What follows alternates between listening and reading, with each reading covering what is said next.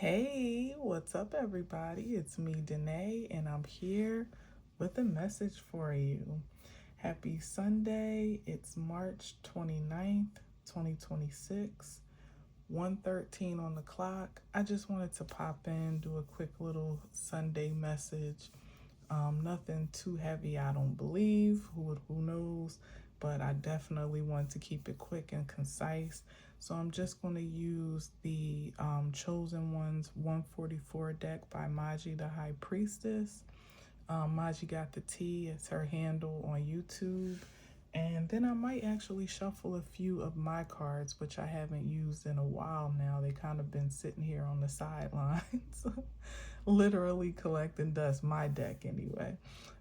So I might shuffle a couple of those too, but let's see how far we get with this. Let's get a few, just a quick little 1, 2.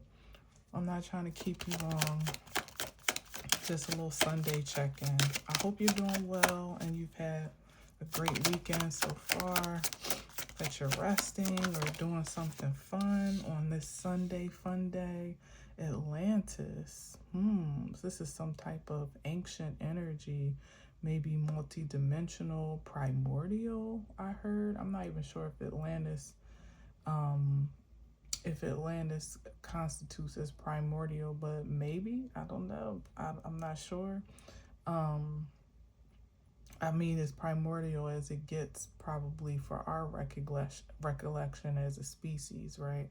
But Atlantis is here, so you may have some ancient ancestors that are trying to make contact, or that you are connecting with, maybe even I'm hearing like inadvertently, like it's not necessarily a try, it's just naturally happening, that there may be little messages that are coming through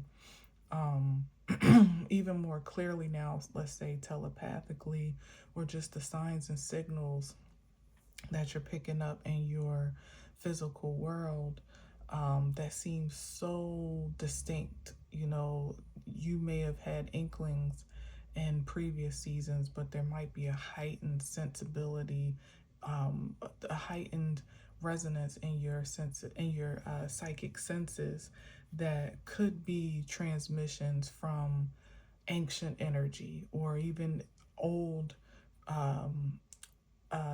old gifts and abilities that are coming online. It's like an ancient inheritance that's coming through. That may be why gifts are feeling upgraded, or senses and abilities are seeming heightened.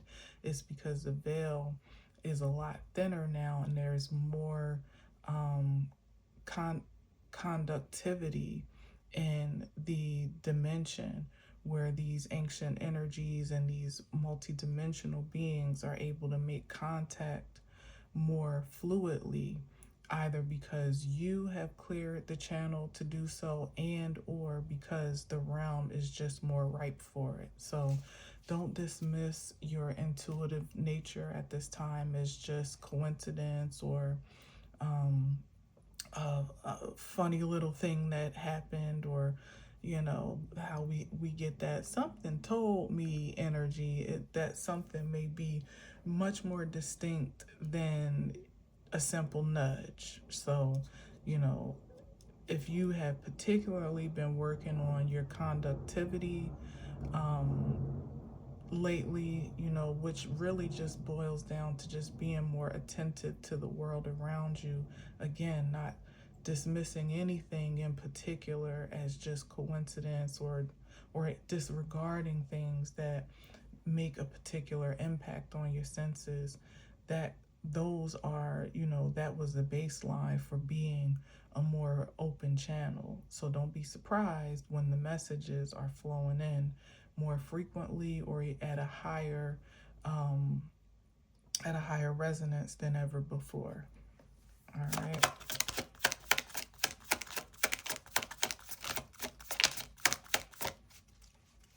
I mean, some may even be, I'm looking at the back of this card, you may be about to have an encounter that's even more distinct than just your senses, like your thoughts, your intuition, your psychic field. You may actually have some type of physical encounter. We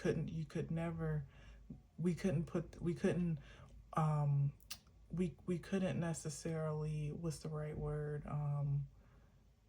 Not dismiss that, but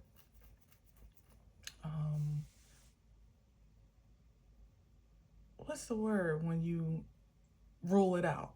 Rule that out. Yeah, it may not be for everybody, but I'm hearing be not afraid.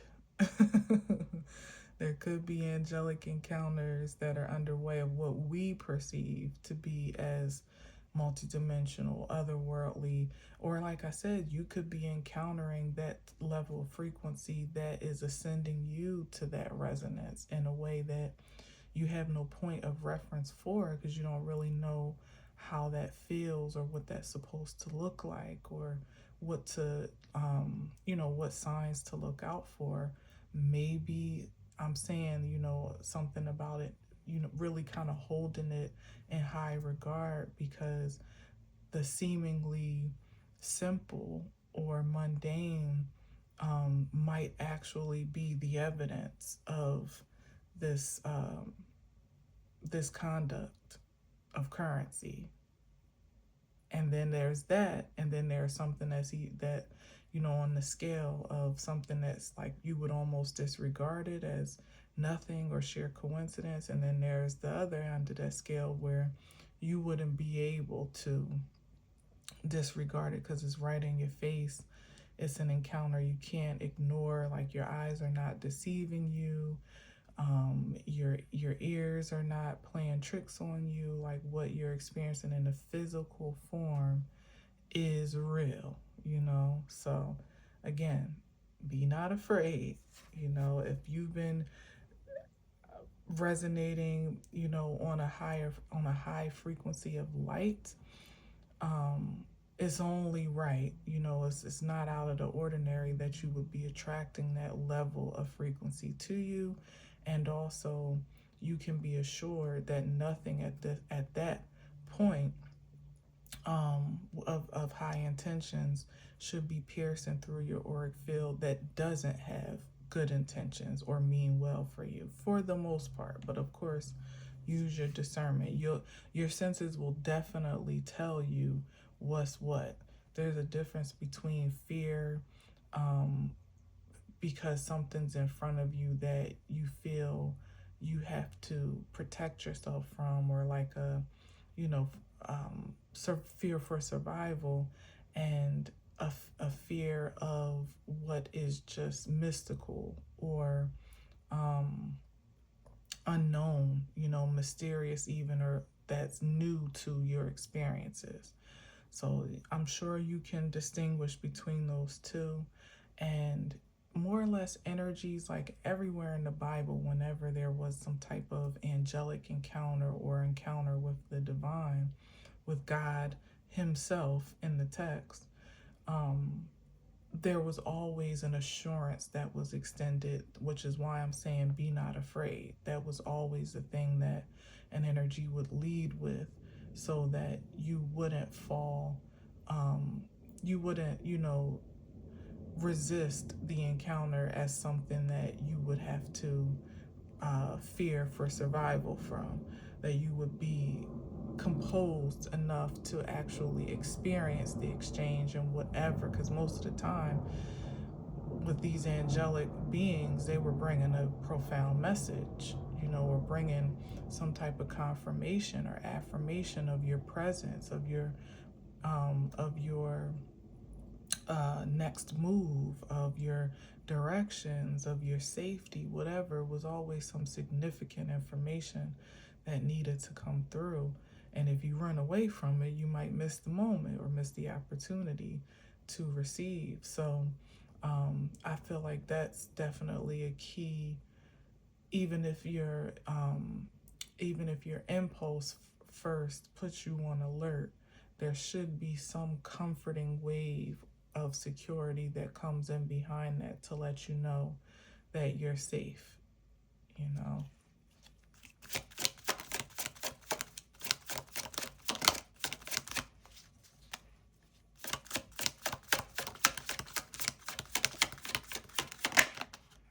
God's ambassador. Oh my goodness.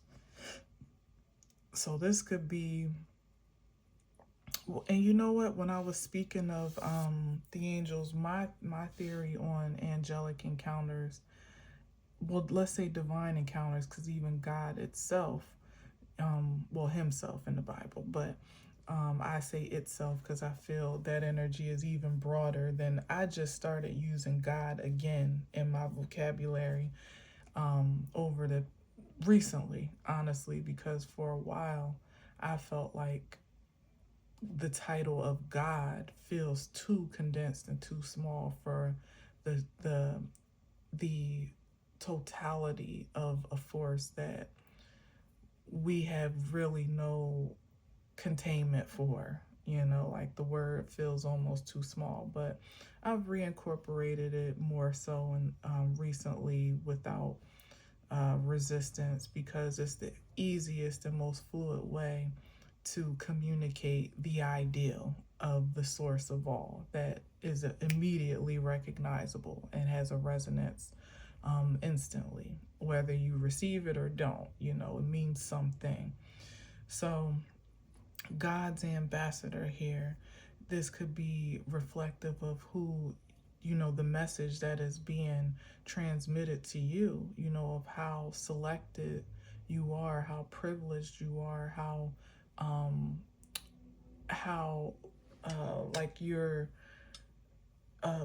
almost like confirming your position of authority in a divine authority in the physical realm, you know, and how that is interchangeable and reflective of as above so below. So what I was going to say is, like, my theory of angelic encounters in the Bible is that the angel and the word that is brought forth is always it's like they're always holding up a mirror to whomever is being encountered. You can consider it from Mary, although Mary wouldn't be the first documented, but when you consider Mary, and she was in reflectively encountering Gabriel, who was ultimately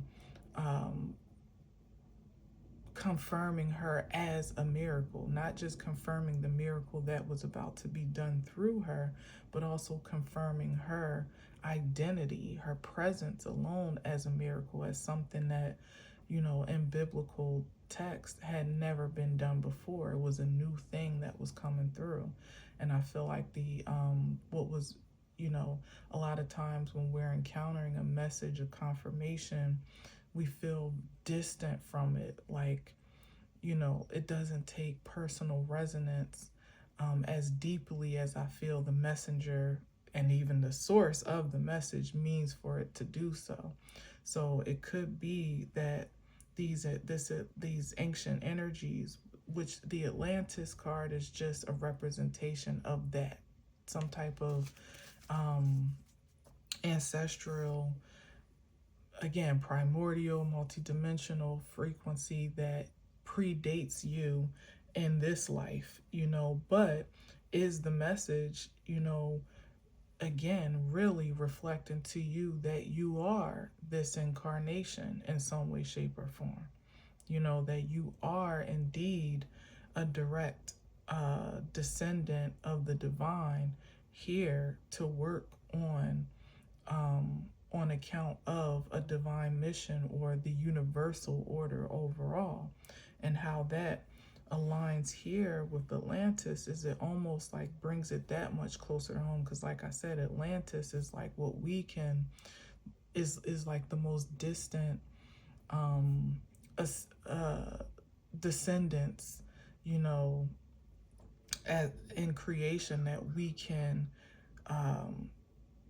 that we look to, you know. Generally, not everybody subscribes to that or believes that it is real or whatever. And we don't really know what exactly Atlantis is, except for the faithful few that have done their due diligence to give us some rendering of education and information. But it really is quite mystical and mysterious, and so, um, but yet and still, it feels even closer to home and to identity than the unknown of God, again, as a being, as a force, as a source. It's almost like the distinction between, like, that middle transmission between God, again, between God, Mary, and then what we resonate even more with generally is God and Jesus, where God was a direct Jesus was intentional to be a direct extension of divine power, to be what, a reflection unto creation as to what was possible for them too, like what identity they too could embody. And of course, as I've said, a lot of that I've said many times, that has gotten lost in translation, is transmuted into worshiping Jesus, which Jesus never asked for. The people ordained that, not Jesus itself. And so Jesus himself. And so the translation was lost because, again, the tendency of humanity, with all of the resistance in this physical world, is to constantly distance self from anything that is not logical, that is not physically resonant, that is not, um, conventionally conceivable. So these energies, like a Mary, like a Joseph, the old Joseph, and the Mary's, husband or whatever, like a Jesus, like a who else? Like a John, so many, encounters in the Bible, of affirmation, of Moses, or Joshua, Joshua, for instance, having the encounter with the Archangel Michael, ultimately, it's the commander of the angel armies in the text, but it's like Archangel Michael, more or less. That was a reflection to him of the identity that either he had already been affirmed with, maybe, maybe by birth or whatever, or certainly what position of power and authority he had ascended to at that point in his life. Probably more the second than the first, but it can be argued that there had to have been some type of some type of anointing on his life, if you consider his track of even rebellion against the status quo in his day, and then his even more humanly, his direct reflection was Moses first, who he first ended up like being almost like the apprentice of, and the assistant to, preparing him for ultimately be the one to carry that mantle, to carry that responsibility. And his confirming encounter was with Archangel Michael, which you could argue had an even higher, I can't say that, because, well, in a sense, it's interesting, because Moses's encounter was with a burning bush that he identified as the Spirit of God, not in any physical form. But Joshua's, fast forward, his encounter was with, here it is, an actual physical energy that he that revealed itself upon encounter 132, lighting up on the clock, to be something otherworldly, or something, of a supernatural essence. But it was, in fact, in the vessel of a man. So here it is again. It's like the spirit getting closer and closer and closer, just as it did from before Jesus's time to the birth, the delivery of man, of God in flesh. it's like the message is getting closer and closer so that it can be perceived and received and ultimately conceive creativity on account of acceptance. Wow, that's deep. That's deep. So there's something very special here, and it probably sounds like cliche, you know, how I'm saying it, but there's something very special that you're put here to do, that just as all of these encounters I'm speaking of, is significant and unique to you. And the encounter that you may have already experienced, or maybe perhaps are about to, is the defining moment of that initiation, you know. And there's already been initiation, because if you consider the tracks of all of these energies that I'm speaking of, the initiation process comes well before the confirmation, you know. In a lot of ways, like Jesus grew up, you know, he went through a natural human life. Well, his mother was confirmed of his identity, but in terms of like this defining moment that I'm speaking of, consider like the transfiguration that happened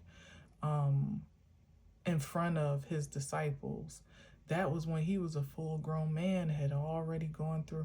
I'm trying to think, was the transfiguration before or after he went into the wilderness? But that was a whole nother initiation process where he had to ultimately be confronted with the dark side of his aspects in human form, you know, with temptation, and had to transcend that. So I guess it just depends, but the way that I'm seeing it, it's like it's more of a confirmation of your this encounter may be more of a confirmation of your appointment. There it is, of your appointment, than it is initiation, because it's, if anything's being initiated, it's you now walking in that confirmation in a way that, here it is, may have been mysterious, mystical, or uncertain, unclear before. Whatever is about to be affirmed is going to be undeniable, irrefutable to you, maybe perhaps even from the outside looking in, and it will ultimately like seal the deal, literally seal that anointing that's on you, to the point where Joshua had the encounter with Archangel Michael. There was no opportunity to backtrack at that point. It was like, this is your assignment, this is your mantle, this is your power, this is, you know, the direction that you're heading in. And it really was just a matter of him, you know, carrying it out.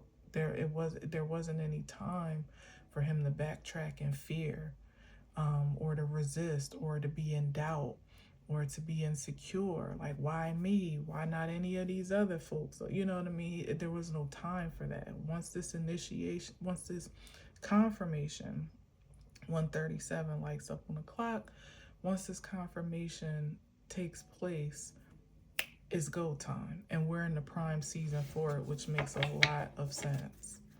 All right.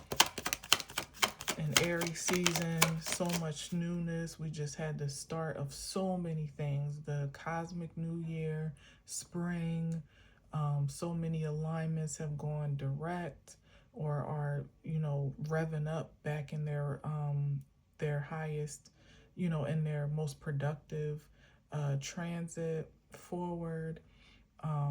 Just really, you know, there seems to be so much oppositional energy at a peak right now, where it's like it's time for you to take your position, whatever that is, whatever that means to you. It's time to be absolutely clear about that, and to get on post if you aren't already.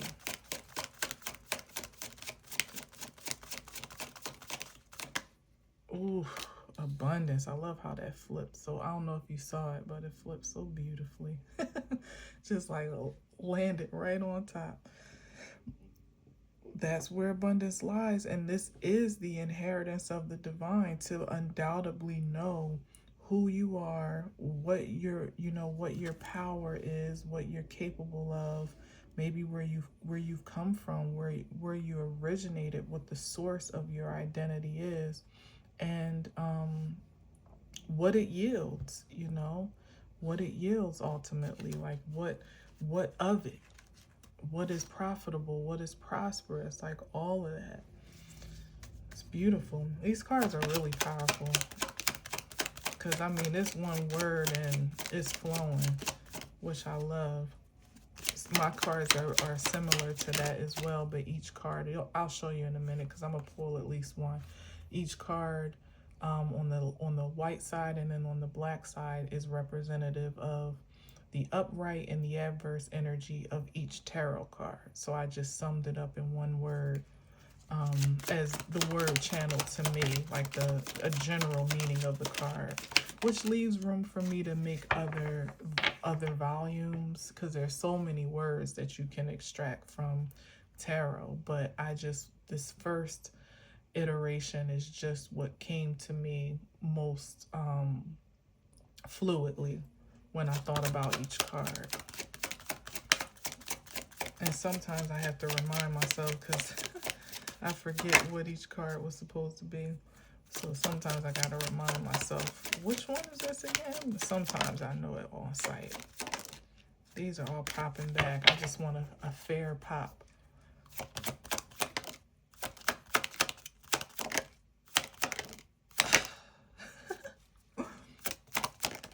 Okay. Ooh, spell work. Of course, that would be the thing, because the adverse energy, as I said, like, this is not the ideal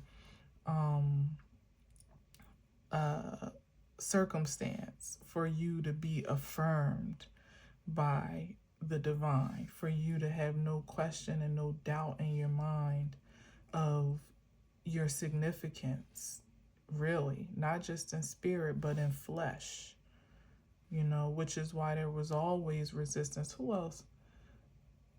Daniel was another one that had an encounter with Gabriel. Wasn't it Daniel? Whoever was the one that had dreams, or was that Joseph, where he prayed and the answer was like obstructed by principalities that were kind of trying to keep him from getting this confirmation of word through prayer, post prayer, to interpret a dream that ultimately was more or less, after some time, eventually an elevating experience, because it promoted him in the position of the kingdom, from being more or less a slave or a prisoner or something like that, to being, I think, like one of the chief advisors in the land. So hear what I'm saying here. Like, I'm talking to someone that these words, these affirmations might feel too inflated. Like me, like I said, we are conditioned to distance ourselves from conscious awareness of our infinite creativity, but I'm not saying these things on a Sunday afternoon for no reason. The energies that have been positioned against transmissions like this, that probably resonate more deeply than I even think, for someone, have been working tirelessly to not just keep further,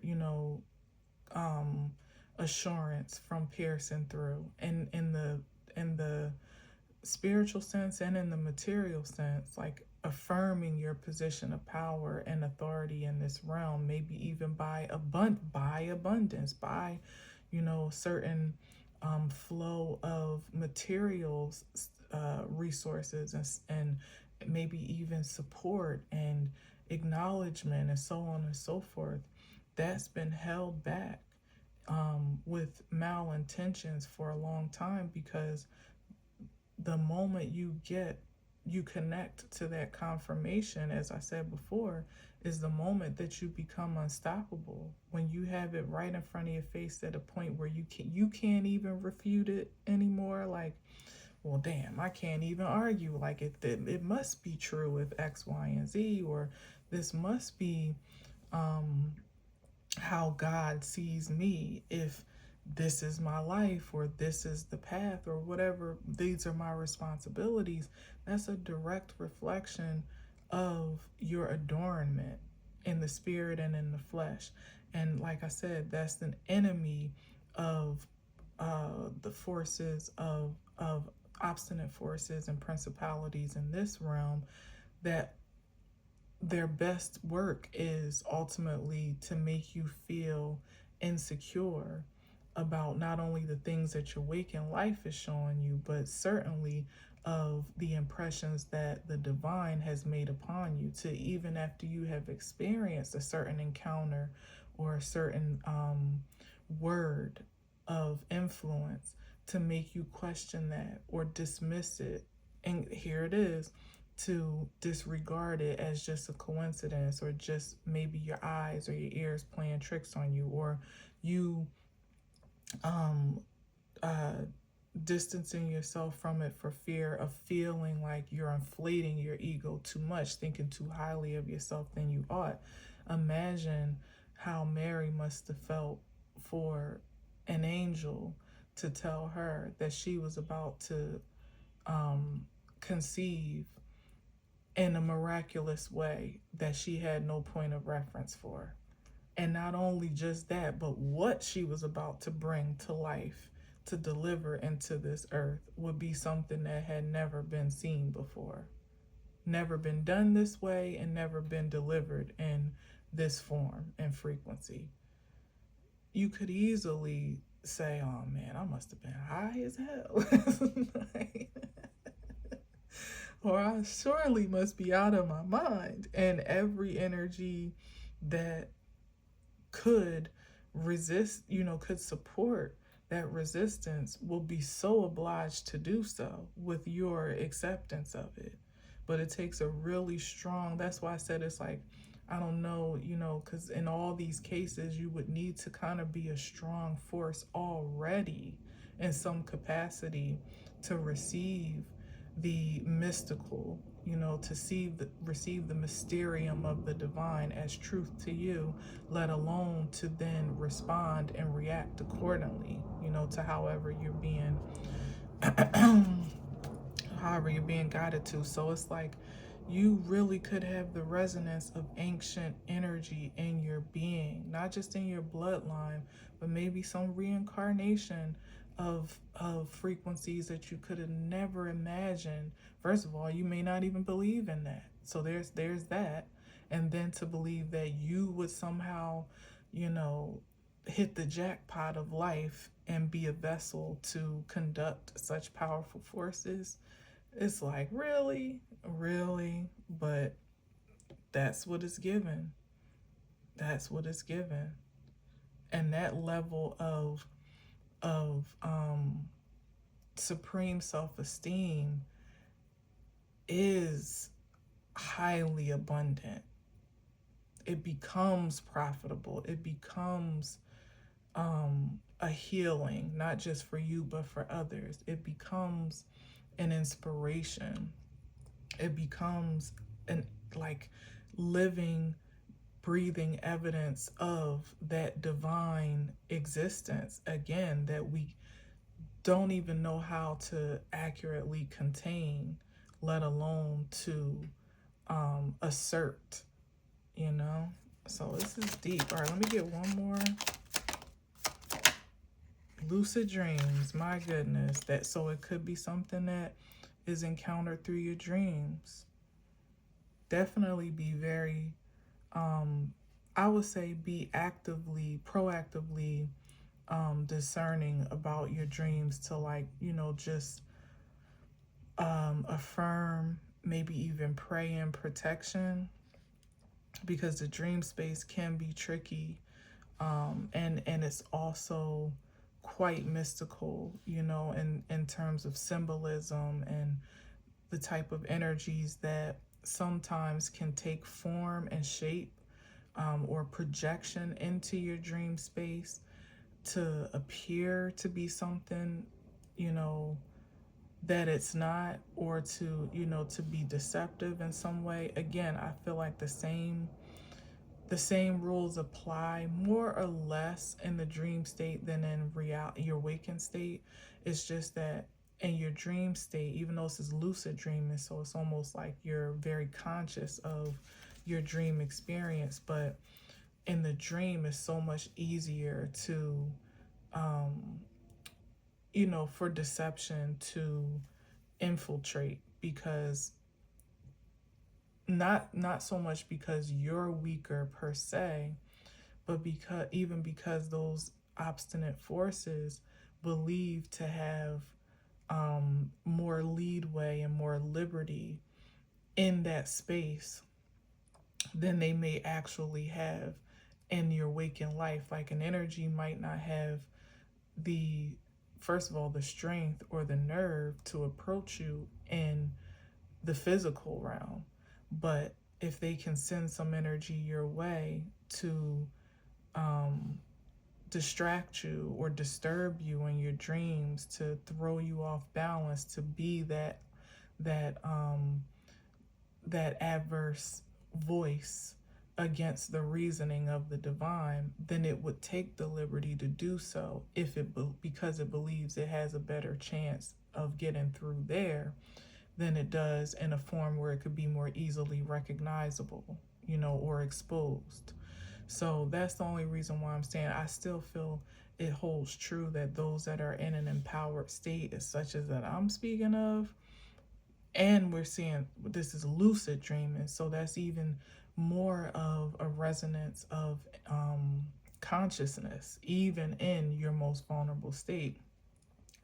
You're covered, you'll know, but I have to give that disclaimer because I know that there's a much more vulnerability in the dream state than there is in the awakened one, for the most part.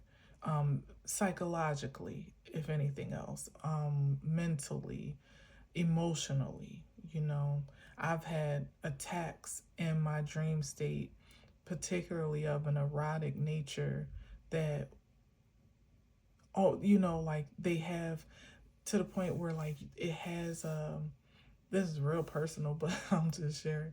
They like it'll have an effect on your body, if that makes sense, to not be crass. Like you'll feel the intensity of that eroticism from your dream that you wouldn't even be thinking about when you're awake, because your conscious mind is not fixated on that. So I know that it was some type of projection from some other energy or some other forces, taking, again, liberty in a vulnerable state to impose their lusts upon me as a way to ultimately, gain access to my auric field, when it's believed that my guards were down. Now, sometimes they were, and that energy did infiltrate in a way that imposed a reaction in ways that I won't speak of.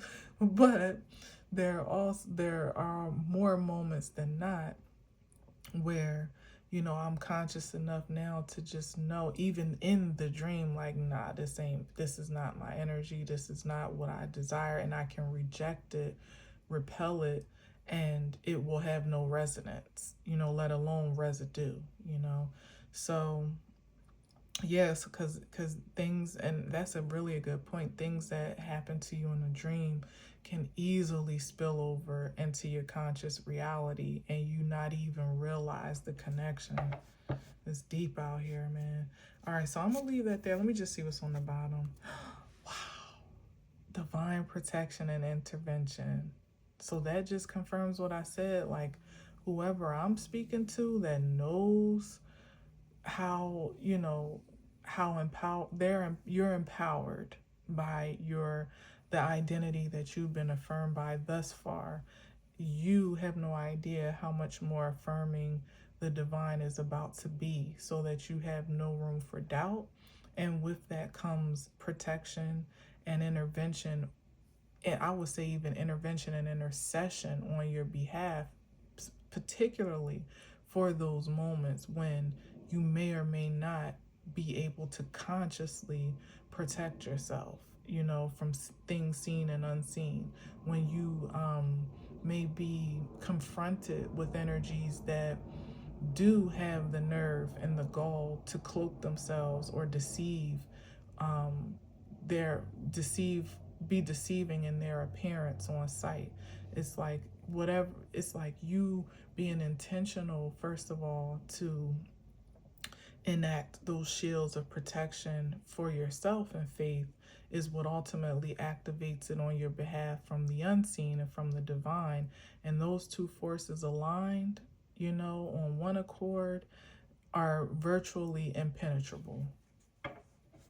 Yeah, that's right.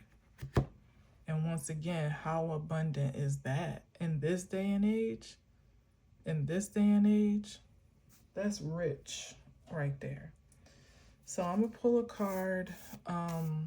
Glory is where it was landed last.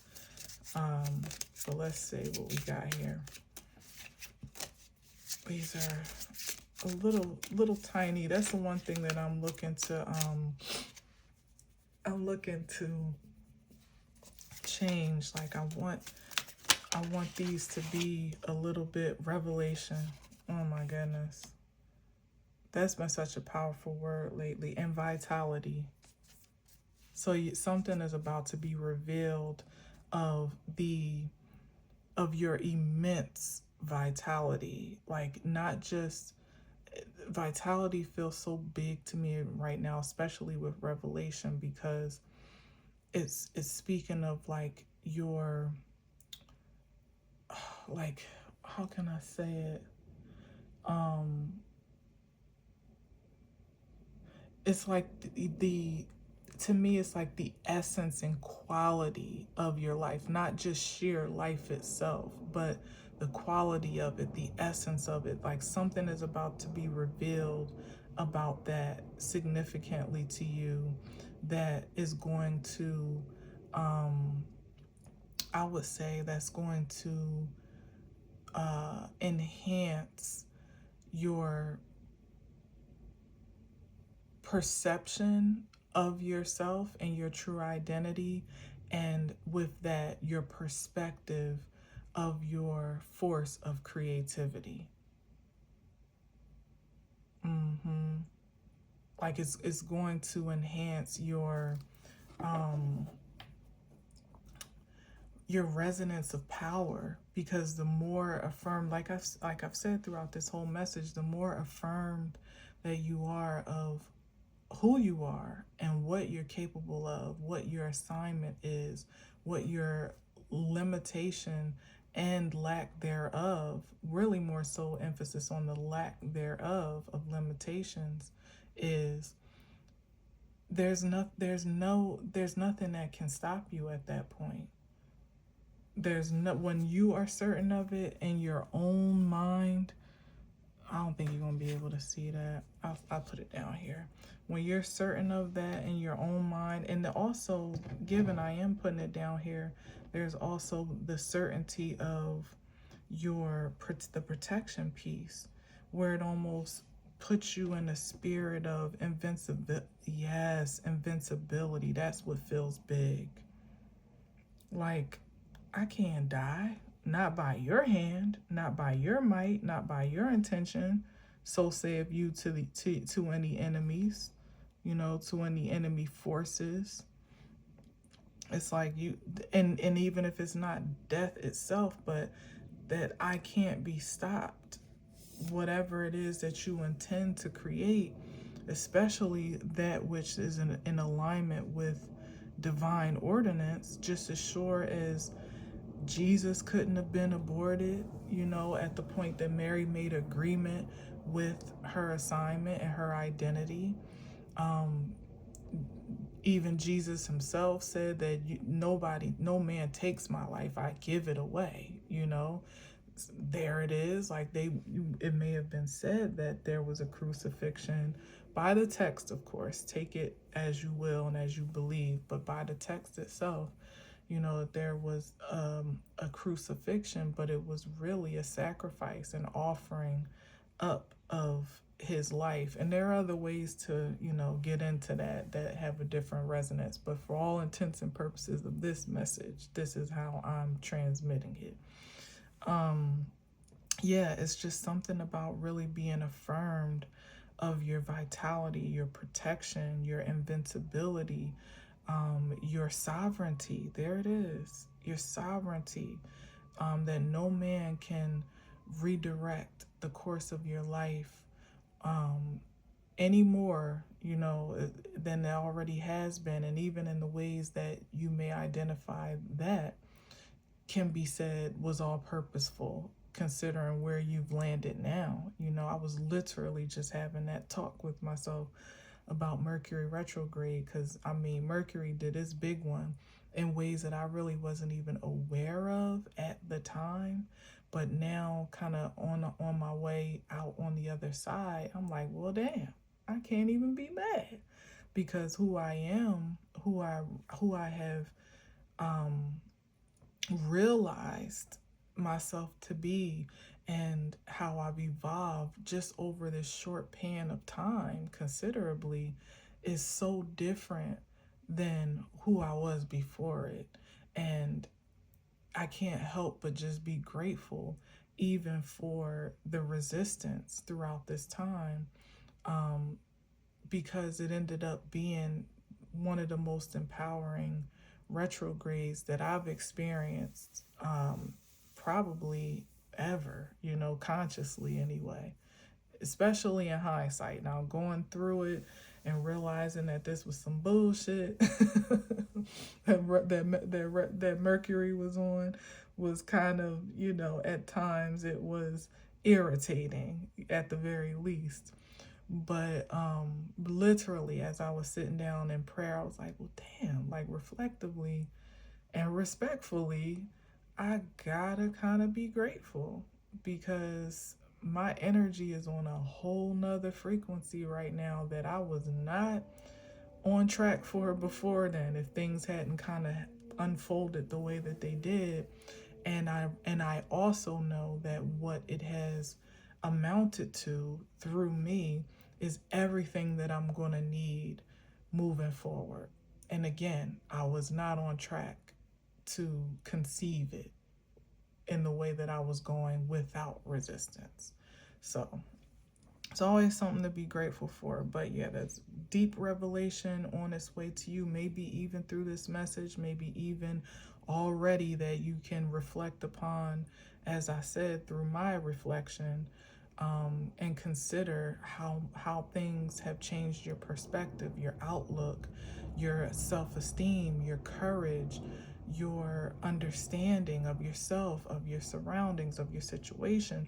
And it has added years to your life and force to your strength, believe it or not, whether you recognize it or not, it has. So it would be even more compelling to your consciousness to actually look for those key factors, see what of it you can actually extract for yourself, and it'll just add that much more value to your self-esteem and your courage to make the bold moves that are necessary, just coming around the corner, because it's like I said, there's been initiation, but this confirmation is like the green light for a whole new leg of a journey of which you've never traveled before. And it's going to be exciting, it's going to be empowering, it's going to be exhilarating, and everything that you have acquired up until this point are all the tools that are going to make it that much more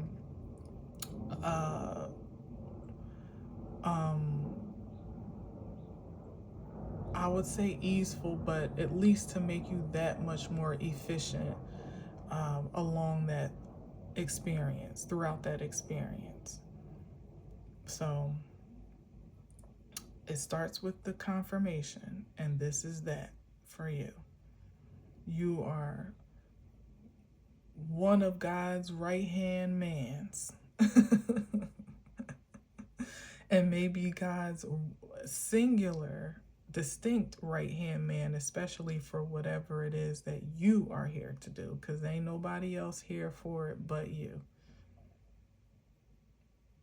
All right, so good luck and Godspeed, peace and love and all that you do. Happy Sunday. I'm so thankful for this message and for being guided to these cards, because it was so empowering. You know, I mean, not even the least of it is still empowering to know that you've not only been preserved from the worst and protected from the worst, but and also through your perseverance, you know, you have been affirmed to be powerful.